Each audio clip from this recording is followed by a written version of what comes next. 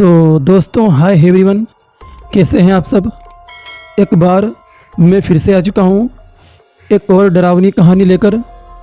तो फटाफट जो अपने हेडफोन हैं उन्हें लगा लीजिए, क्योंकि डरावनी कहानी शुरू हो रही है यहाँ से। दोस्तों, ये कहानी एक साधक की है जिसने एक डाकिनी को सिद्ध किया था, और इस दौरान उसके जीवन में क्या क्या घटनाएं घटी, इसको जानने के लिए आपको इस कहानी को पूरा अंत तक सुनना होगा। तो चलिए, ज़्यादा समय बर्बाद ना करते हुए सुनते हैं आज की डरावनी कहानी। ये कहानी आज से 50 साल पहले की है। उत्तर प्रदेश में कटोला गांव नामक एक जगह है। वहाँ पर एक 25 साल का नौजवान लड़का रहा करता था जिसका नाम राहुल था। उसका शुरू से ही पढ़ाई लिखाई में मन नहीं लग रहा था। उसके परिवार में उसके मम्मी पापा और एक बहन थी। बहन भी शादी करने के लायक हो गई थी, लेकिन आर्थिक स्थिति खराब होने के कारण वो उसकी शादी नहीं कर पा रहे थे, क्योंकि उसके पिता का 4 साल पहले एक एक्सीडेंट में दोनों पैर चले गए थे। तब से उसके पिता कोई काम नहीं करते थे। और रही बात उसकी माँ की, तो वो बेचारी दूसरों के घरों में झाड़ू पोछा करके घर का खर्चा चलाया करती थी। और उसकी बहन 12वीं पास करके घर में बैठी हुई थी, और वो गांव के कुछ बच्चों को होम ट्यूशन पढ़ाकर थोड़ा बहुत पैसा कमा लेती थी। लेकिन दोस्तों, राहुल को कुछ ऐसा करना था जिससे वो आसानी से पैसा कमा सके, लेकिन अभी तक उसको ऐसा कोई भी काम नहीं मिला जिससे आसानी से और तुरंत पैसा मिल सके। ऐसा नहीं था कि वो लालची और कामचोर था, वो तो बस अपने घर की स्थिति को जल्द से जल्द ठीक करना चाहता था। अब उसने साइकिल की दुकान में काम करना शुरू कर दिया था। तभी एक दिन उसके गांव में एक अघोरी बाबा आते हैं, और उसने देखा कि वो अघोरी बाबा दिखने में काफ़ी डरावने से लग रहे थे। बड़ी बड़ी दाढ़ी, गले में बड़ी बड़ी रुद्राक्ष की माला और पूरे शरीर पर भभू लपेटा हुआ था। जब अघोरी बाबा गांव में आए तो लोगों ने उन्हें चारों तरफ से घेर लिया।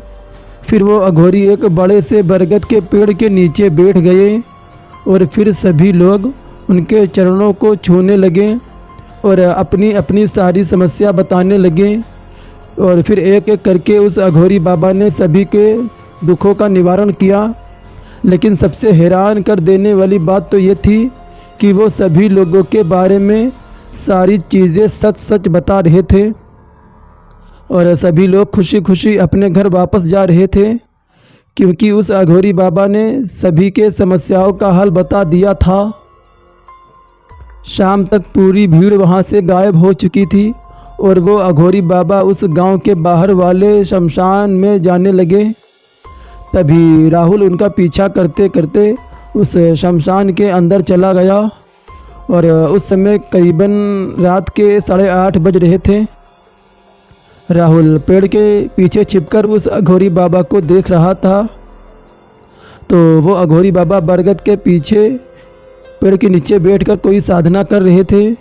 वो ये सारी चीज़ें बड़े ध्यान से देख रहा था, और वो ये सब करीबन 1.5 से 2 घंटे तक देखता रहा, और फिर वापस अपने घर चला गया। लेकिन अब वो सारी चीज़ें उसके दिमाग में बस चुकी थी, और वो भी अब अघोरी बाबा की तरह ही वो सारी शक्तियाँ प्राप्त करना चाहता था।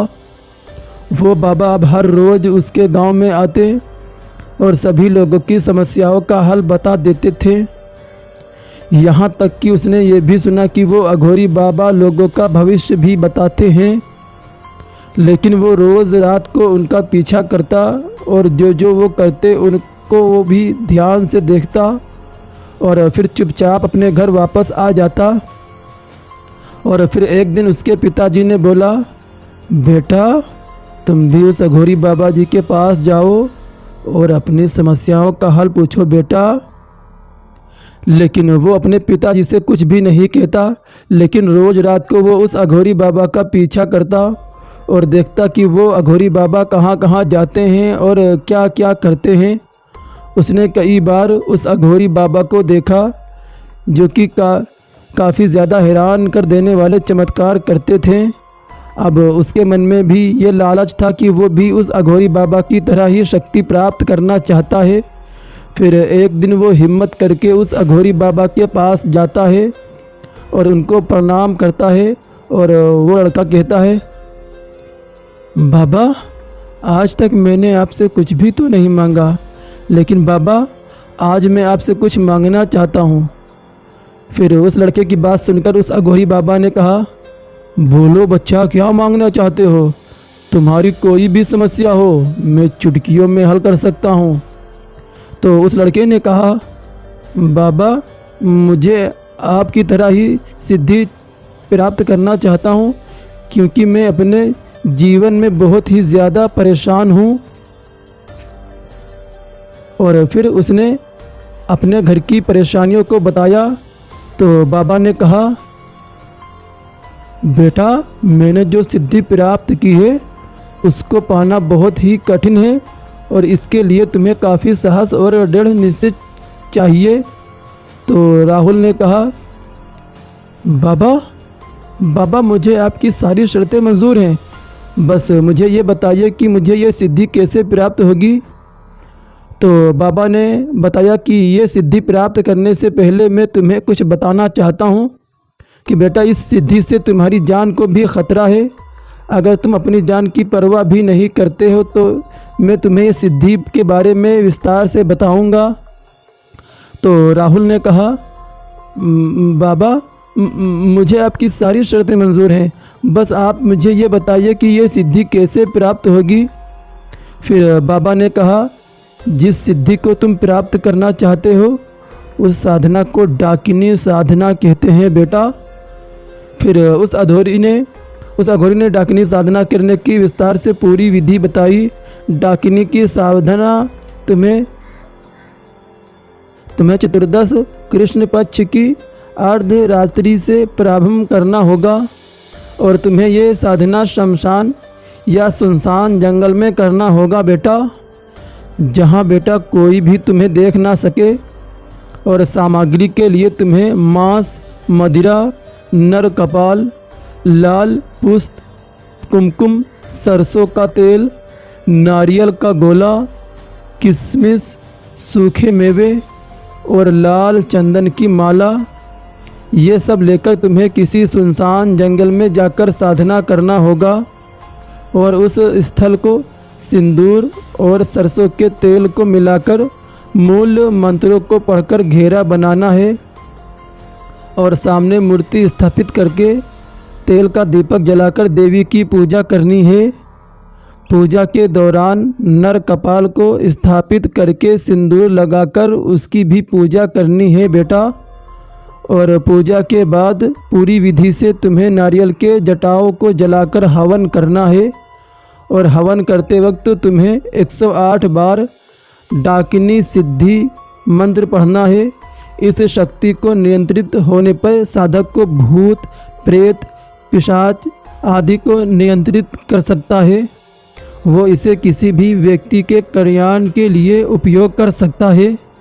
संतान और धन के साथ साथ ये ज्ञान एवं बुद्धि तथा कलात्मकता को भी प्रदान करती है। इस सिद्धि के बाद साधक इससे असंभव कार्यों को भी सिद्ध कर सकता है। लेकिन बेटा डाकिनी को सिद्ध करना इतना आसान नहीं है। डाकिनी पहले साधक को डराती है, फिर तरह तरह की महक रूपों में भोग के लिए प्रेरित करती है।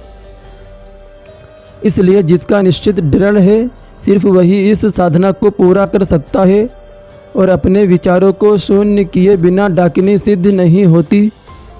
निरंतर अभ्यास से डाकिनी को सिद्ध किया जा सकता है बेटा।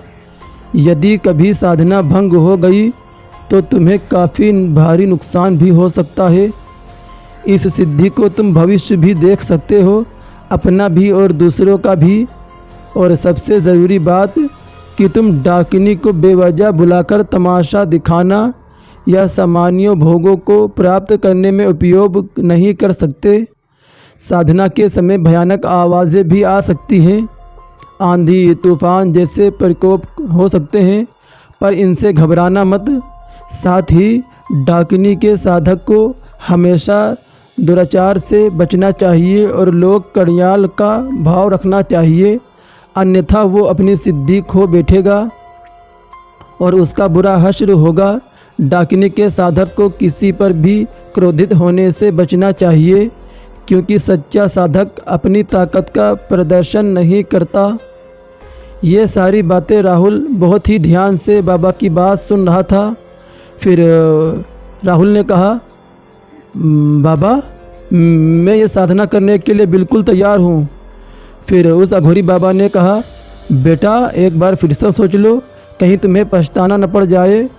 तो फिर राहुल ने कहा, बाबा मैं अपने घर वालों के लिए और दूसरों के लिए कुछ अच्छा करना चाहता हूँ, इसलिए आप मुझे मार्गदर्शन दिखाइए ताकि मैं अपने साधना में सफल हो सकूँ।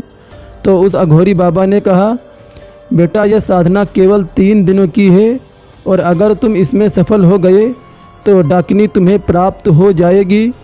लेकिन बेटा एक बात याद रखना, जब डाकिनी तुम्हारे सामने प्रकट होगी तो वो तुमसे ये सवाल ज़रूर पूछेगी कि तुम मुझे किस रूप में प्राप्त करना चाहते हो, माता, बहन या फिर प्रेमिका के रूप में। लेकिन बेटा तुम याद रखना कि तुम्हें उसे माता के रूप में ही सिद्ध करना होगा, तभी जाकर तुम्हें सिद्धि का बहुत ही अच्छा परिणाम मिलेगा। और फिर ये सुनकर राहुल अघोरी बाबा को धन्यवाद कहता है और राहुल अपने घर चला जाता है। अब रात भर उसे नींद नहीं आती और वो बस उस साधना के बारे में सोचता ही रहता है। धीरे धीरे करके वो सारी सामग्री को इकट्ठा कर लेता है और जो उस अघोरी बाबा ने बताया था, लेकिन बस एक सामग्री की कमी थी जो कि साधना में सबसे ज़्यादा ज़रूरी थी, और वो थी इंसान की खोपड़ी यानी कि नर कपाल। इसकी कमी के कारण वो इस साधना को पूरा नहीं कर सकता था। वो 1 हफ्तों तक इधर उधर नर कपाल की तलाश में भटकता रहा, लेकिन उसे वो चीज़ प्राप्त नहीं हुई।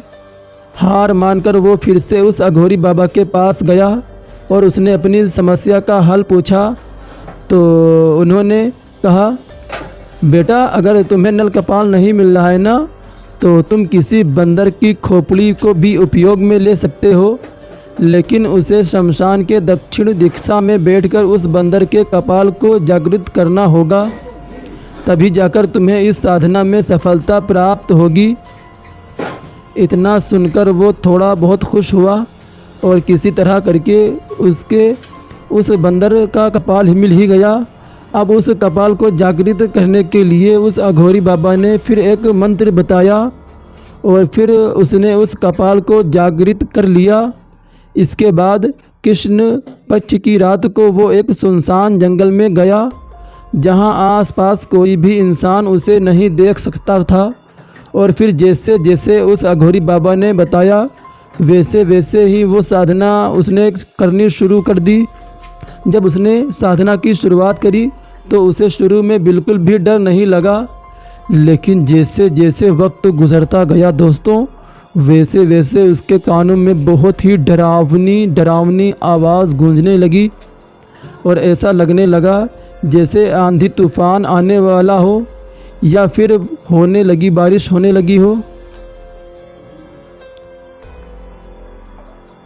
लेकिन उसने बाबा की बात का ध्यान रखा था कि उसे इन सब चीज़ों को घबराना नहीं है। और फिर थोड़ी देर के बाद ही जंगली जानवरों की आवाज़ आने लगी, लेकिन उसने अपना निश्चय बिल्कुल दृढ़ कर लिया था और इसी तरह करते करते 2 दिन कब गुजर गया पता ही नहीं चला। लेकिन फिर तीसरी और आखिरी रात जैसे ही उसकी साधना पूरी होने वाली थी, तभी उसे ऐसा लगा जैसे कोई उसके पास आकर उसके चारों तरफ गोल गोल घूम रहा है और उसके कानों में किसी के हंसने की बहुत ही ज़्यादा डरावनी आवाज़ आ रही थी। लेकिन फिर भी वो घबराया नहीं और उसने अपनी साधना को पूरा कर लिया। साधना करने के बाद तभी उसके कानों में आवाज़ गूंजी, आंखें खोलो राहुल।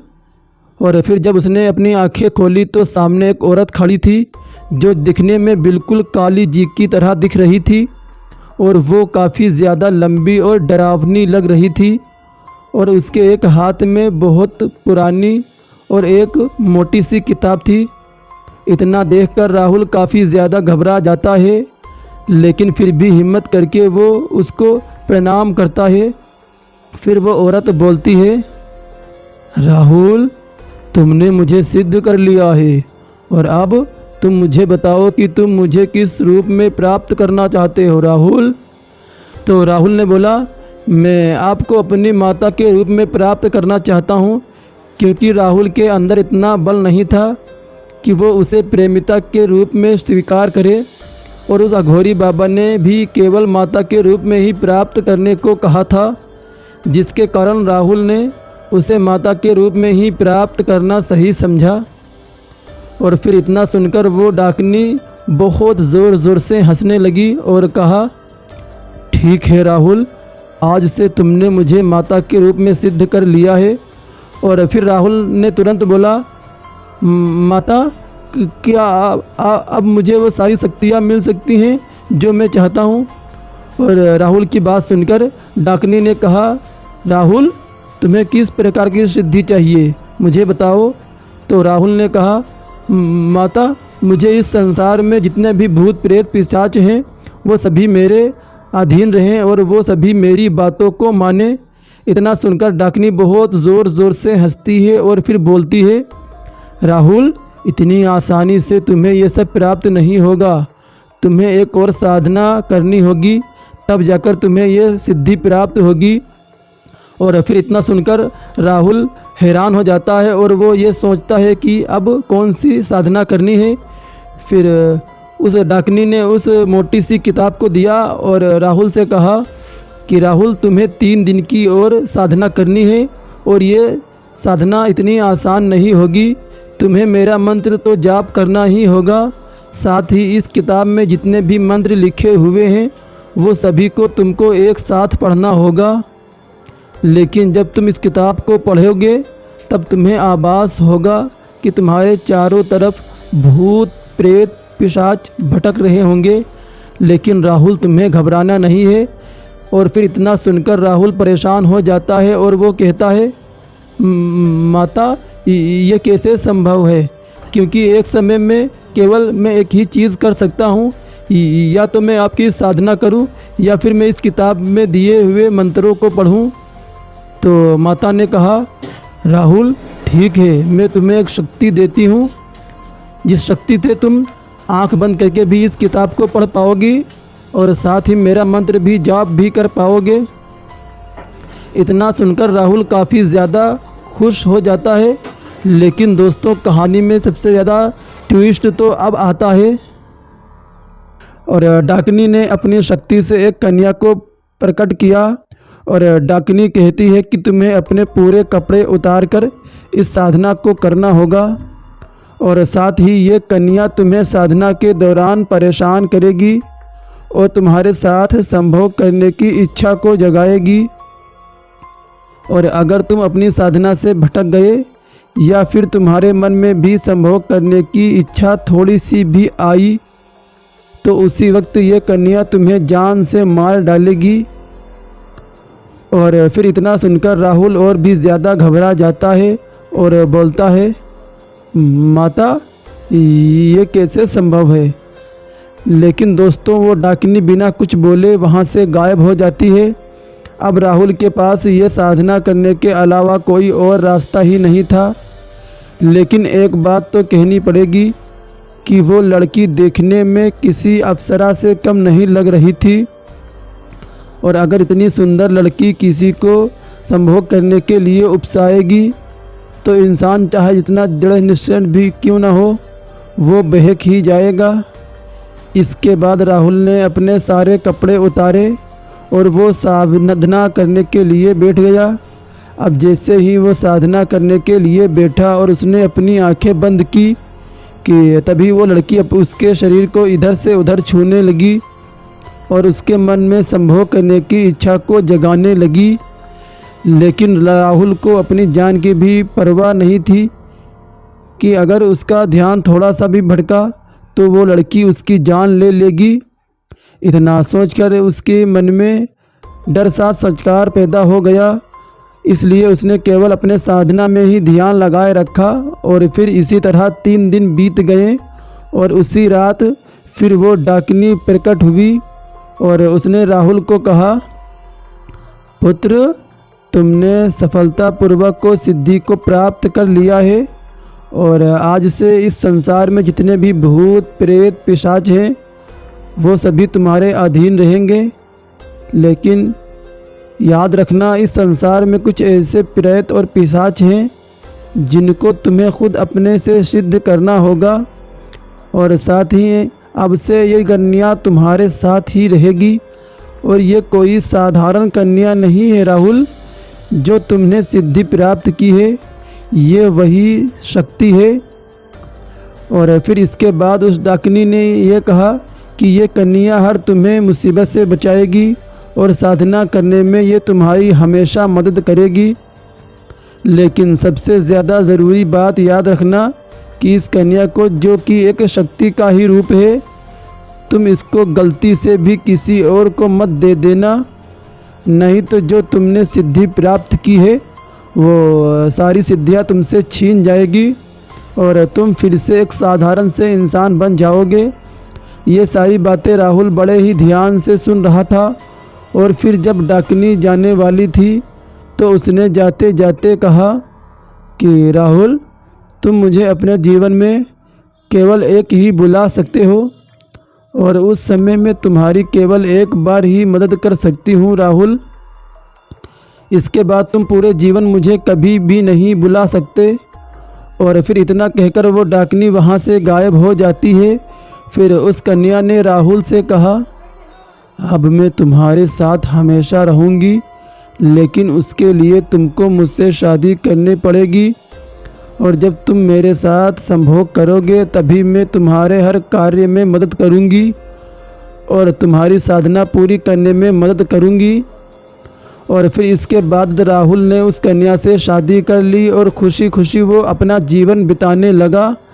उस कन्या ने उसको जीवन की सारी खुशियाँ दी और जब उस कन्या का संभोग करने का मन करता तब वो राहुल के साथ संभोग करती।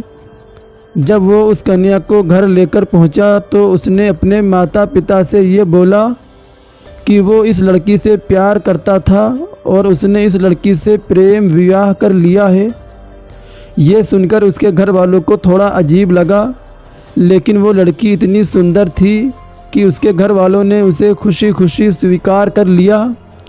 और फिर इसके बाद अब उसके घर में पैसों की कोई कमी नहीं रहती और धीरे धीरे करके उसके अपने टूटे फूटे घर को एक महल की तरह बनवा लिया और कुछ ही महीनों में उसने अपनी बहन की शादी ही बहुत अच्छे घर में करवा दी।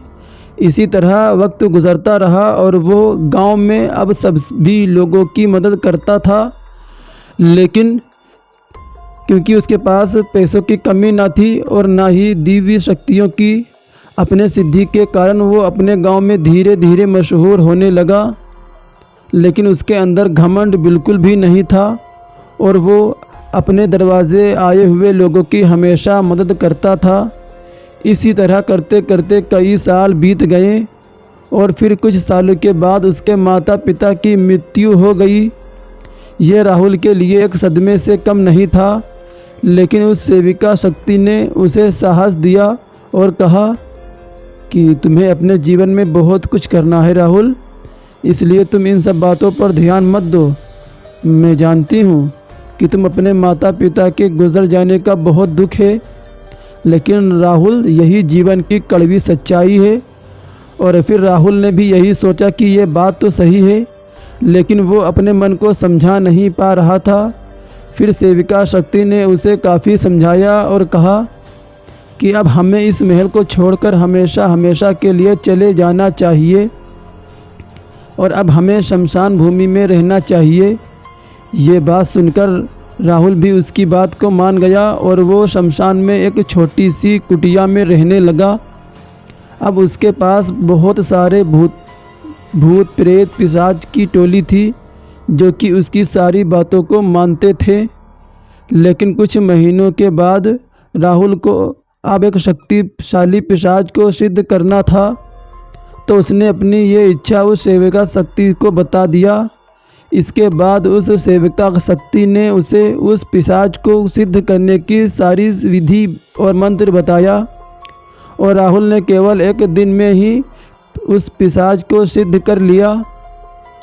जब वो पिशाच उसके सामने प्रकट हुआ तो वो काफ़ी ज़्यादा गुस्से में था और उसने राहुल से बात यही सवाल पूछा कि तुमने मुझे यहाँ क्यों बुलाया है और तुम कौन हो जिसने मुझे एक दिन में ही सिद्ध कर लिया, क्योंकि मुझे सिद्ध करने में 40 दिन तक लगते हैं, लेकिन तुमने मुझे एक दिन में कैसे सिद्ध कर लिया, मुझे बताओ वरना मैं तुम्हारी जान ले लूँगा। और इतना कहकर वो पिशाच गुस्से में राहुल की तरफ उसे मारने की तरफ बढ़ने लगा। तभी उस सेविका शक्ति उस पिशाच के सामने आ जाती है। पिशाच ये देखकर वहीं रुक जाता है और कहता है, तुम कौन हो? तो वो सेविका शक्ति बोलती है, मैं इनकी पत्नी हूँ। तो वो पिशाच बोलता है, तुम मेरे सामने से हट जाओ, क्योंकि मैं औरतों पर हाथ नहीं उठाता। लेकिन वो सेविका शक्ति उस पिशाच के सामने से नहीं हटती। फिर हार मानकर वो पिशाच बोलता है, ठीक है, आज से मैं तुम्हारा गुलाम हूँ और तुमने मुझे पूरी तरह से सिद्ध कर लिया है। अब तुम जो भी चाहोगे मैं तुम्हारी हर बात को मानूंगा। इतना कहकर वो पिशाच वहाँ से गायब हो जाता है और अब राहुल भी काफ़ी ज़्यादा खुश था कि उसे ये शक्तिशाली पिशाच सिद्ध हो गया है। फिर एक दिन उसके दरवाजे पर एक बहुत बड़ा सेठ आया और उसने राहुल से अपनी सारी समस्या बताई। उस सेठ ने ये बताया कि वो एक बहुत बड़ा व्यापारी है और उसके दादा परदादा के पास बहुत सारा सोना था। उन्होंने वो सारा ख़जाना हमारे महल में एक कुएं है, उसी कुएं में उन्होंने अपना सारा ख़जाना छिपा रखा है। उनके मरने के बाद मैंने काफ़ी कोशिशें की कि वो ख़जाना मुझे प्राप्त हो जाए, लेकिन जो भी मज़दूर उस कुएं के अंदर जाता है वो वापस नहीं ज़िंदा लौट कर आता है। मैं बस आपसे यही कहना चाहता हूँ कि आप मेरा वो सारा ख़जाना किसी तरह से निकलवा दीजिए और इसके बदले में मैं आपको उसमें से एक ख़जाने का 1/4 हिस्सा दूंगा। ये सुनकर राहुल के मन में लालच जाग जाती है और वो सेठ को दिलासा देकर कहता है कि आप अभी घर जाओ, कल सुबह मेरे घर फिर से आना। इतना सुनकर सेठ खुशी खुशी चला जाता है, क्योंकि उसके मन में अब एक उम्मीद थी कि उसका सारा ख़जाना अब उसे वापस मिल जाएगा। फिर राहुल अपने कुटिया में बैठकर कुछ देर सोचता है और फिर उसी पिशाच को बुलाता है जो उसने उसे उस रात सिद्ध किया था। थोड़ी देर में ही पिशाच उसके सामने प्रकट हो जाता है और कहता है, बताओ मैं तुम्हारी क्या मदद करूं? फिर राहुल इस पिशाच को सारी बता देता है और कहता है कि वो सारा ख़जाना तुम यहाँ लेकर आओ। और फिर वो पिशाच उस कुएं की ओर चला जाता है और फिर थोड़ी देर के बाद वो पिशाच आकर कहता है, जिस कुएं में वो सारा ख़जाना छुपा हुआ है मैं उसे अकेले लेकर नहीं आ सकता, क्योंकि उस कुएं में बहुत सारी शक्तिशाली ताकतें हैं जिनको मैं अकेले नहीं ला सकता। और यह सुनकर राहुल ने जितने भी भूत पिशाच प्रेतों को सिद्ध किया था वो सभी उस पिशाच को दे देता है और कहता है कि तुम अपनी सेना बनाओ और उन सभी शक्तियों को हराकर वो सारा ख़जाना मेरे पास लेकर आओ। और फिर पिशाच अपनी सेना बनाकर फिर से उसी कुएं में जाता है और थोड़ी देर के बाद फिर निराश होकर राहुल से कहता है कि मैं अभी भी उन शक्तियों को हरा नहीं पा रहा हूँ। ये सुनकर राहुल कहता है कि मैंने जितने भी भूत पिशाच प्रेतों को सिद्ध किया था वो सभी मैंने तुमको दे दिया। अब मेरे पास कोई भी शक्ति नहीं है। इतना सुनकर वो पिशाच बोलता है कि जो तुम्हारे पास सेविका शक्ति है वो मुझे दे दो, ताकि मैं उन शक्तियों को हरा सकूं और वो सारा खजाना तुम्हें लाकर दे सकूं। और फिर राहुल ने बिना कुछ सोचे समझे अपनी उस सेविका शक्ति को उसके हाथों सौंप दिया। लेकिन थोड़ी देर के बाद ही जब उसे याद आया कि उस डाकिनी ने उसे क्या समझाया था कि गलती से भी उसे अपनी सेविका शक्ति किसी को भी देना नहीं है। अब राहुल ने उस पिशाच को दोबारा बुलाया और कहा कि मेरी सेविका शक्ति कहाँ है।